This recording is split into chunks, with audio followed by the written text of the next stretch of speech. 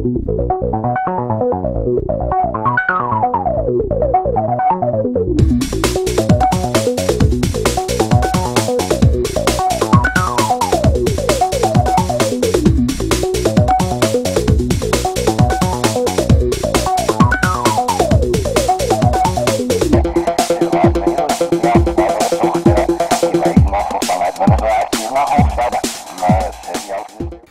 aí, gente, que tal? Tudo bem? Meu nome é Fernando. Hoje nós vamos ver a aula Substâncias Inorgânicas, Glicídios e Lipídios. Mas antes vamos fazer uma abordagem para você diferenciar o que são compostos inorgânicos e o que são compostos orgânicos, onde estão inseridos os glicídios e os lipídios. Muito bem. Tudo isso para a gente poder entender a célula.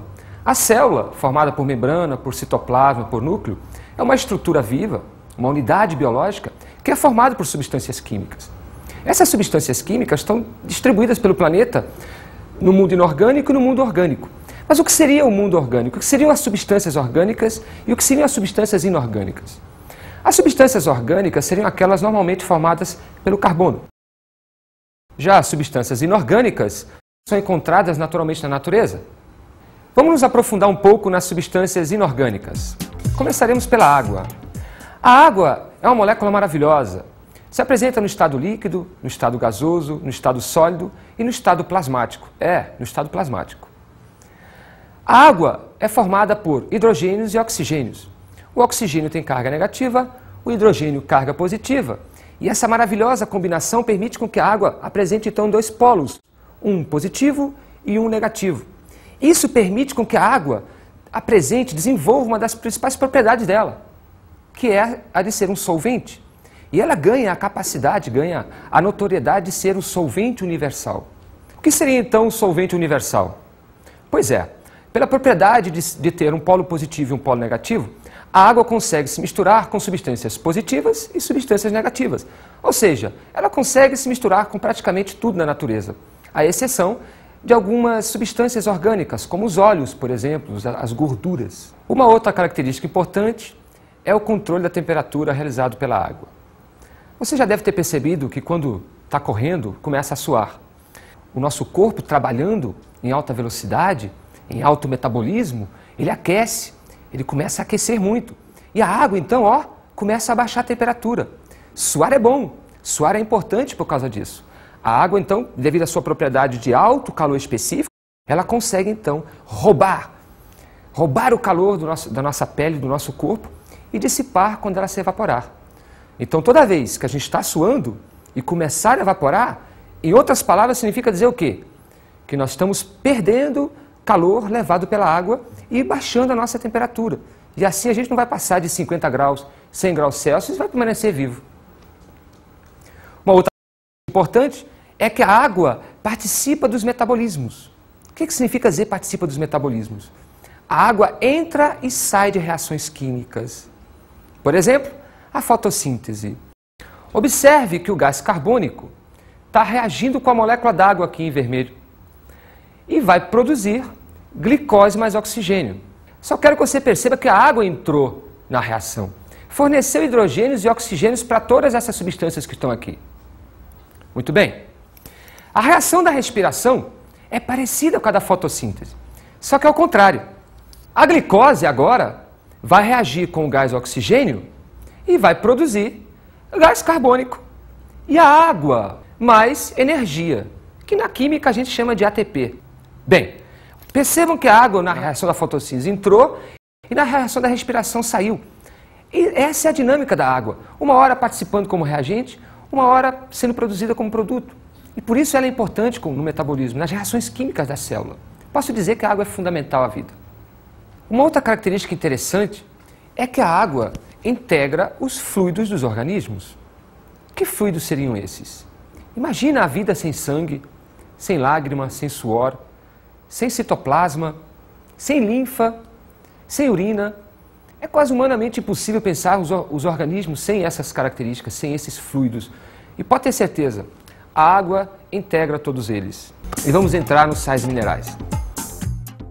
Os sais minerais são diversos. Existe o cálcio, existe o ferro, existe o enxofre, enfim.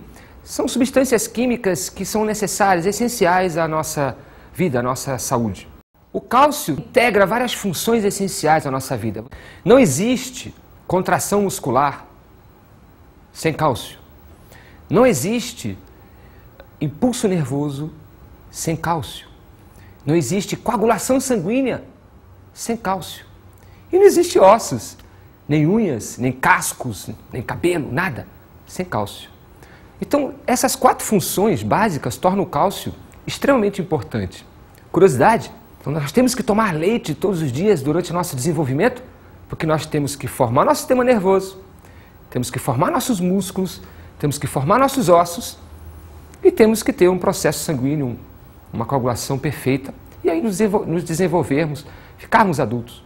O ferro é outro mineral importante. Ele está envolvido com a nossa formação do sangue, a hemoglobina. Veja só o exemplo. Essa aqui é a molécula de hemoglobina. Quero que vocês prestem atenção para este átomo aqui, ó. Próxima figura vai mostrar que esse átomo é o ferro, envolvido com aminoácidos. Isso aqui é uma proteína de grande peso molecular, onde o ferro está agregado, está inserido aqui no centro, formando na química ou na bioquímica o que nós chamamos de radical M. Muito bem, é aqui que o oxigênio, né, vai reagir, vai se juntar, para que a hemoglobina possa transportá-lo pelo sangue, né, para distribuir pelas células de um modo geral. O sódio e o potássio são outras 2 importantes substâncias minerais envolvidas com a vida da célula. São muito importantes, mas muito mesmo. Olha só que interessante. Ambas estão envolvidas com os processos energéticos da membrana citoplasmática. O neurônio, aquela célula do sistema nervoso, quando ela tem que gerar impulso, quem vai fazer isso acontecer é justamente o entra e sai de sódio e potássio na célula. O entra e sai de sódio e potássio através da membrana citoplasmática. A dinâmica dessas 2 substâncias, desses 2 minerais, faz com que as cargas elétricas da membrana citoplasmática se alterem a todo momento, gerando impulso elétrico. É elétron que vai, elétron que vem, é uma maravilha. Uma outra importância é que o sódio e o potássio também estão envolvidos com a manutenção da água na célula. Ou seja, eles participam, eles ajudam a não perder água. O magnésio está compondo a clorofila, uma molécula química muito parecida com a hemoglobina, aquela que a gente acabou de ver com o ferro compondo o sangue. Só que a clorofila está compondo os cloroplastos, sem complicar muito. A clorofila está presente nas folhas dos vegetais e ela é responsável, por exemplo, pela fotossíntese, que é responsável pela produção do gás oxigênio.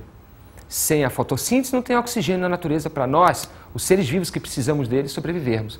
A clorofila está aqui, ó, proteína formando a clorofila e o magnésio no centro. Não é muito parecido com a hemoglobina que nós acabamos de ver agora, onde o centro era composto pelo mineral ferro, que vai compor o sangue? Aliás, deixei de falar, o sangue é vermelho por causa do ferro, né? Legal, né? Agora nós temos a clorofila com o magnésio, e é justamente o magnésio que vai dar aquela coloração verde à clorofila e verde aos vegetais, às folhas. Olha só que maravilha, esse mineral está envolvido com a fotossíntese. Sem ele não existe essa reação, sem ele não vai existir oxigênio nem compostos orgânicos. É muito importante isso. Um outro mineral importante, um outro mineral essencial é o fósforo. O fósforo está envolvido com a composição do DNA. Simples. A molécula onde estão todos os nossos genes, onde estão todas as nossas características hereditárias, as nossas informações genéticas. O fósforo vai integrar cada pedacinho do DNA, cada pedacinho do gene. Eu posso dizer, posso ser radical, que sem fósforo tu não forma o teu DNA, você não forma o RNA, logo você não tem como organizar suas características, não tem como manter seus genes e não tem como se organizar a vida. Olha só, um fósforozinho. Coma peixe, viu? Coma peixe, é importante.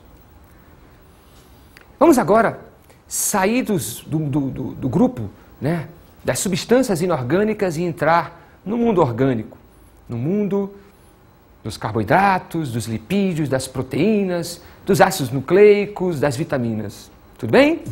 Vamos falar um pouquinho sobre os açúcares. Suas principais funções são energética e estrutural. Vamos falar um pouquinho da função energética.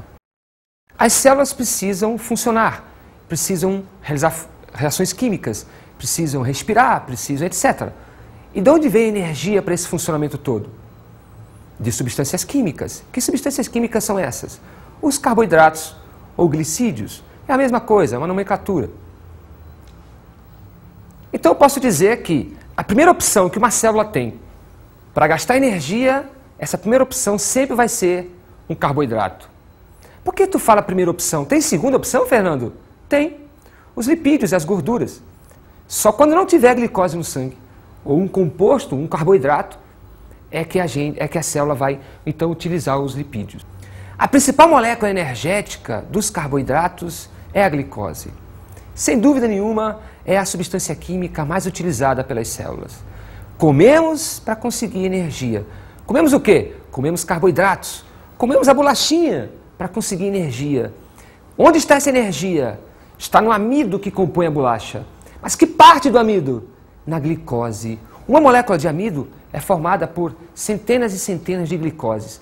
Quando esse amido é quebrado, as glicoses ficam soltas e então a célula utiliza. Ela vai pegar cada uma dessas glicoses e vai misturar com gás de oxigênio e dali vai sair a energia. Função estrutural.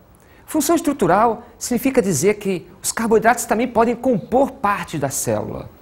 Por exemplo, integram a membrana citoplasmática das células, formando nos animais, por exemplo, o glicocálix. Ou ainda, não precisa ser só a célula, pode ser o corpo inteiro, como no caso do esqueleto dos insetos, o exoesqueleto.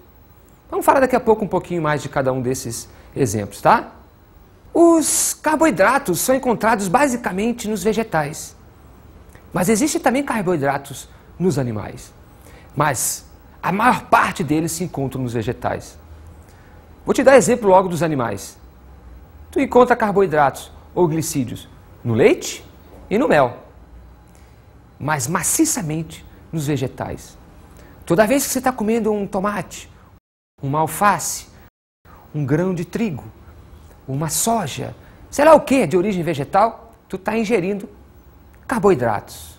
Comida brasileira, arroz, feijão, saladinha de maionese, com a saladinha de tomate. Essa mistura, né, fantástica é rica em carboidratos. A proteína está ali no bifinho. Quanto à classificação, os carboidratos podem ser divididos em 3 grupos: os monossacarídeos, os oligosacarídeos e os polissacarídeos. Os monossacarídeos são aquelas moléculas pequenininhas, os menores açúcares, aqueles que não podem mais ser divididos em nenhum. Eu posso dizer que os monossacarídeos são as unidades dos glicídios, dos carboidratos, a menor parte de um açúcar. Veja alguns exemplos: glicose, frutose e a galactose. São exemplos de monossacarídeos encontrados nas seguintes condições: glicose e frutose, muito comuns nos vegetais de um modo geral. A frutose, muito comum nas frutas. A glicose, muito comum no açúcar, esse que a gente come, com café, com leite. E a galactose, olha o nome, lactose, galactose, é o açúcar que vai, junto com o outro lá na frente que a gente vai ver, formar o leite, tá? Você quer ver a fórmula de um monossacarídeo? Esta estrutura é a glicose, ela é um monossacarídeo. A mesma glicose que está integrando a bolacha. Pois é, tu está comendo glicose, tu está comendo essa estrutura. Os oligosacarídeos são as moléculas de médio porte, de tamanho médio. Eles são formados pela união de alguns monossacarídeos. De 2 até cerca de 10 monossacarídeos compõem um oligosacarídeo. Os mais famosos oligosacarídeos são os disacarídeos. Entre os disacarídeos se destacam, por exemplo, a sacarose, a maltose e a lactose. A lactose é o açúcar do leite. Fernando, mas você acabou de falar que é a galactose? Não. A galactose mais uma glicose vão formar então a molécula da lactose. Lembra-te, eu estou falando dos oligosacarídeos, especificamente dos disacarídeos, formado por 2 monossacarídeos, 2. No caso da lactose, é uma glicose com a galactose grudando, formando a lactose. Esse açúcar que vai dar o doce e as características do leite. Um outro açúcar é a sacarose, esse do açúcar cristal. Mas, Fernando, tu acabou de falar que a sacarose, que a glicose, que é o açúcar, que é o glicídio que se encontra no açúcar cristal. Calma. A sacarose é um oligosacarídeo do tipo disacarídeo, formado pela união de dois monossacarídeos, uma glicose mais uma frutose, grudando, formando a sacarose. Aí, algum industrial vai ficar rico vendendo o açúcar, que vem da cana, vem da beterraba. Um outro açúcar, e esse as mulheres odeiam, é a maltose. Por que mulheres? Porque a maltose é o açúcar mais comum do alimento. É a maltose ou é a glicose, Fernando? Olha só, a maltose é formada por duas glicoses. A glicose praticamente não existe solta na natureza. Ela está na forma de amido, ela está na forma de maltose, de sacarose, mas ela dificilmente se encontra nua e crua. Então eu posso dizer para ti que quando eu tenho duas glicoses juntas, eu tenho uma maltose. Porque quando tu estás comendo a bolachinha, na verdade tu está comendo amido, o amido depois vai ser quebrado em maltoses, e as maltoses depois em duas glicoses. Então, na verdade, é a glicose que você está consumindo, mas a glicose na forma de maltose, e antes na forma de amido. Entenderam então? Oligosacarídeos se destacam os disacarídeos, formando pela união de dois monossacarídeos. Reparam o que é comum? Repararam? Glicose é comum nos três exemplos, tudo bem? Variando depois a galactose, a frutose e outra glicose. Os polissacarídeos constituem a última parte da classificação dos carboidratos. Os polissacarídeos são os açúcares gigantes, mega, são formados por milhares de glicoses. Destaca-se aí o amido, a celulose, o glicogênio e a quitina, que se dividem tanto em função energética quanto função estrutural.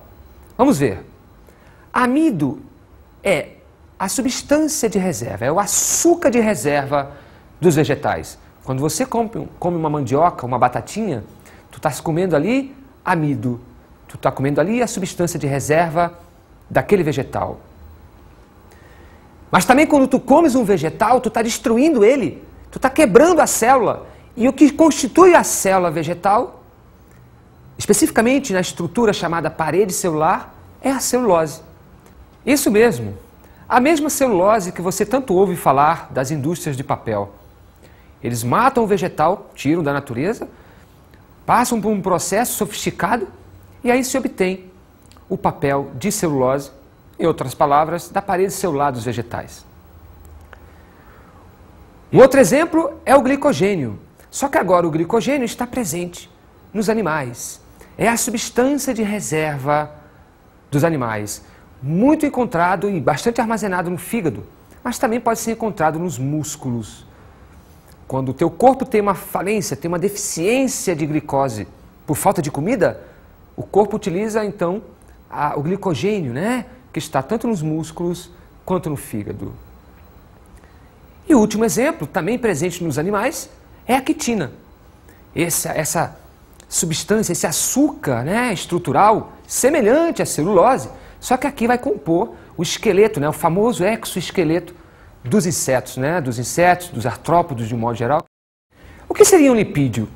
Existem os óleos, existe o famoso colesterol. Os lipídios, então, constituem-se num grupo, né, de substâncias químicas que têm como característica, né, que na química são chamadas de organolépticas, mas enfim, tem características de graxa, lubrificantes. Quimicamente, o conceito de um lipídio é a união de um álcool ou mais de um ácido graxo, formando um éster. É devido aos ácidos graxos é que os lipídios têm essa característica lubrificante. Vejam a imagem da reação, então, de um álcool com um ácido graxo. Tudo bem? Vejam que temos aí um álcool chamado glicerol, unido a 3 ácidos graxos, formando o famoso triglicerídeo. Atenção para os 3 oxigênios que se formam entre os 2 carbonos do álcool e dos ácidos graxos, caracterizando então o éster. onde existem as fontes dos lipídios. A carne é uma fonte de lipídios, onde se encontram as gorduras, por exemplo. Uma outra fonte são os óleos vegetais. As sementes, dos vegetais apresentam bastante óleo. Outra fonte seria o leite e seus derivados. A nata do leite, muito rica em lipídios, muito rica em gordura. Daí, desenvolver o leite desnatado, justamente para eliminar esse excesso de gordura para as dietas das pessoas. Os mariscos também são bastante ricos em lipídios, principalmente no colesterol. Cuidado, pessoas cardíacas. Camarão é rico em colesterol. Daqui a pouco a gente vai falar sobre ele. Os lipídios são classificados em 3 grupos. Lipídios simples, lipídios de cadeias abertas. Por exemplo, os triglicerídeos. Os lipídios complexos ou conjugados. Aqueles formados por álcool, ácido graxo e qualquer outra substância agregada, uma proteína, um açúcar. E os esteroides? Bem, os esteroides seriam os lipídios de cadeia fechada, ou caracteristicamente de cadeia fechada, onde se insere o colesterol. Vamos falar um pouquinho agora de cada um. Lipídios simples. Os lipídios simples se destacam em 2 subgrupos: glicerídeos e cerídeos. Os glicerídeos têm esse nome devido ao seu álcool constituinte, o glicerol. Quando eu tenho um glicerol mais os ácidos graxos, eu componho um glicerídeo. Os exemplos de glicerídeos são as gorduras e os óleos. As gorduras normalmente são saturadas e os lipídios do tipo óleos insaturados. Os cerídeos constituem-se o último grupo dos lipídios simples. E ali se encontram as ceras, de um modo geral, tanto de origem animal quanto de origem vegetal. Tudo bem? Cera de ouvido, cera de abelha, de origem animal. E as ceras que revestem a uva, por exemplo, de origem vegetal. Os esteroides têm a fama por causa do seu principal integrante, que é o colesterol.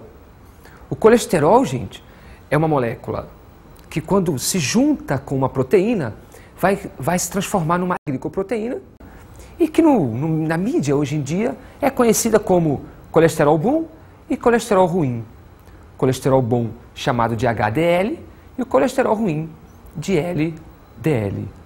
Tranquilo? Cuidado com o colesterol ruim porque ele se acumula nos vasos e pode então causar problemas cardiovasculares. Os lipídios complexos destacam-se aí os fosfolipídios e as glicoproteínas que acabamos de falar dos esteroides aqui do colesterol. Não vamos confundir.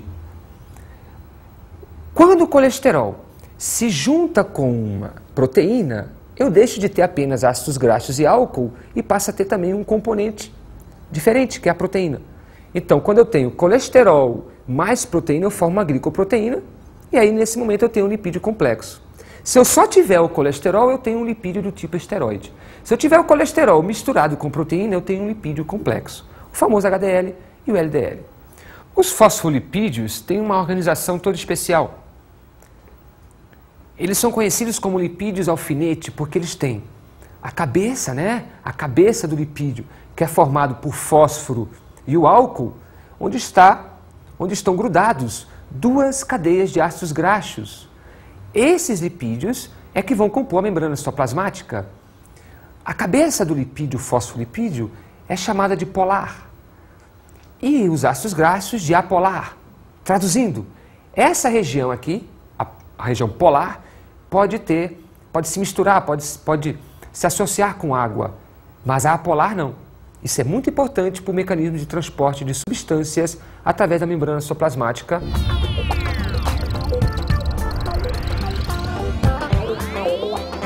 Assistir ao filme Super Size Me, que fala da trajetória de um pesquisador que durante um mês se alimentou 100% de sanduíches e o que aconteceu foi que ele ficou extremamente obeso e com sérios problemas cardiovasculares. Veja o filme que é extremamente interessante.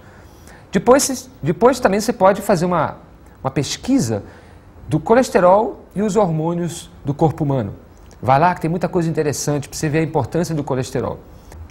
Monte uma tabela da sua alimentação do dia a dia, durante uma semana ou um mês, e veja o que você mais come e veja se você vai ter tendência para engordar ou permanecer como está hoje.